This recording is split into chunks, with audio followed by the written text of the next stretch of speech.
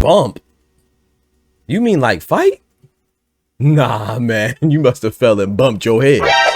Ow! Jeez, what was that for? Or you are directing this towards Ryan Garcia, and we know his habits, right? He's an old dope fiend. So maybe you talk about snort a bump.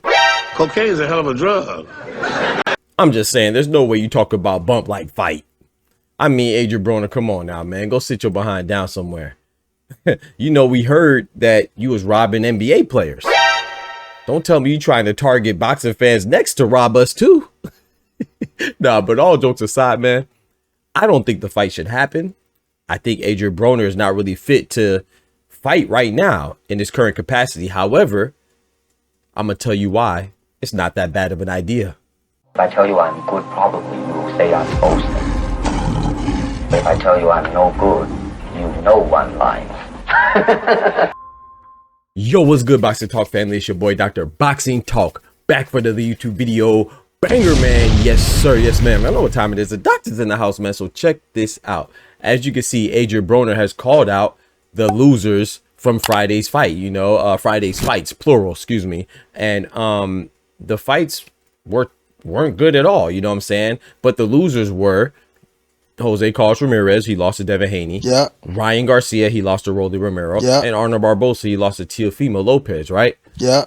And the thing about that is like, man, Adrien Broner, bro, last time we saw you was a little minute ago and you lost to Blair the Flair, Cobbs, you know, pretty convincingly. So it's like, on the surface, you don't really belong in the ring, man, especially not fighting at a high caliber level, you know, especially in your current capacity where we saw you out there in your draws.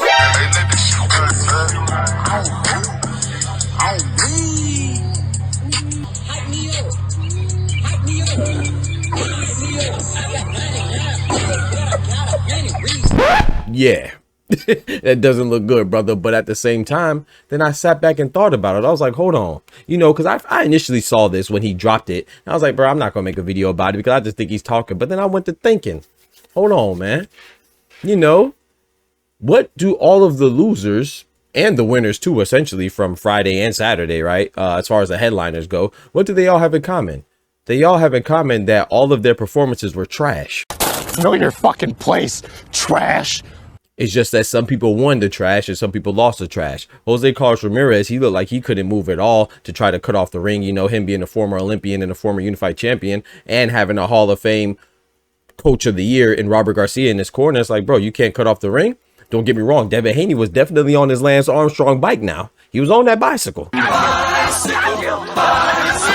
I'm not excusing him, but it takes two to tango. Just like Jermaine Ortiz and Teofimo was a bad fight, I didn't just blame Jermaine Ortiz. I also blame Teofimo. When William Skull and Canelo was a bad fight, I didn't just blame William Skull. I also blame my boy Cinnamon, and that's my favorite fighter, right? You see how objectivity works? But anyway, I know y'all can't relate. Some of y'all can't relate. The ones that can, shout out to you, much respect. But in this situation, I'm going to give both of them the blame when I give them both the credit. Like in Naya Inoue and Ramon Cardenas, they both fought well, you know. I was very impressed by Ramon Cardenas, obviously dropping Naya Inoue, but I was also impressed by him bouncing back and pushing through adversity and winning the fight. So both of them contributed to a great fight. So both of these guys, Devin Haney and Carlos Ramirez, contributed to a terrible fight, right?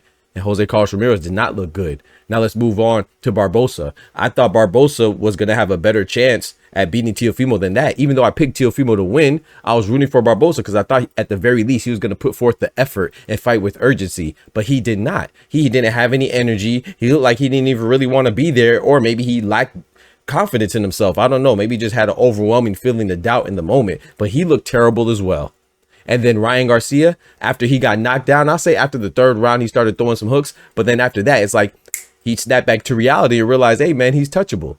You know, that's what happens when you're not on PEDs. We do not let people who are on the juice discuss real athletes. That's all.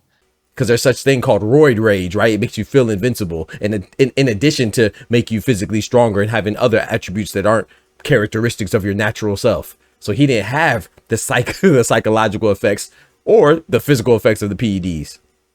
So he looked terrible as well on the way to a Rolly Romero victory, right? So I was like, dang, Adrien Broner looked bad last time out, but these guys look bad as well. So in Adrien Broner's defense, if he was going to come back and fight anybody, I think it'll be one of these three gentlemen. So I'm not mad at Adrien Broner. Not to mention, let's think about this as well. Adrien Broner, he's been around boxing and out of boxing for quite some time, but he's only 35 years old. We got Shannon the Cannon Briggs having a comeback fight this summer. He's 53. We got Oliver McCall still fighting. He's 59. Damn. I'm sorry. We got Manny Pac-Man Pacquiao talk about coming back from his political run to fight Mario Barrios. He's 46.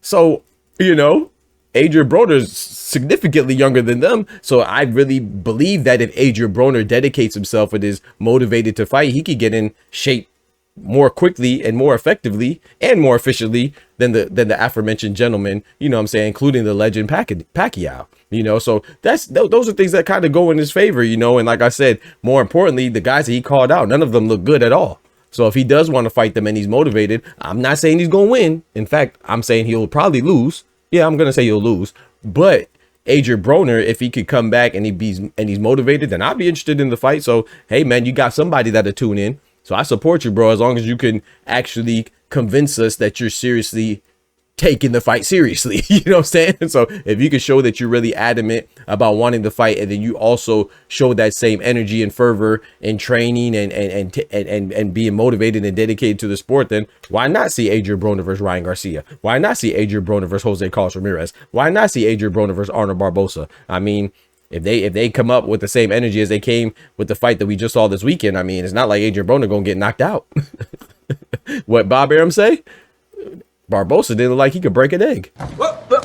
He knew he was in with Barboza, who can't break an egg. I didn't say that. That's what Bob Arum said, your former promoter. So it is what it is, man. Y'all let me know what y'all think about that. Do I think that is going to happen? No, because I don't really think Adrien Broner has the pull to really demand such a fight with any of these guys. But you never know, man. Like I said, we've seen crazier stuff in boxing before. So y'all let me know what y'all think about that. Don't forget to smack that like button. But most importantly, remember, with God, we can do anything. Without God, we're nothing. The doctor's out. Peace. From the hood to college, both worlds they had to meet. 6 degrees between us, so cold we're about to freeze. But we're Florida boys, hot takes, we bring the heat. We're moving the culture, the engineers to the streets.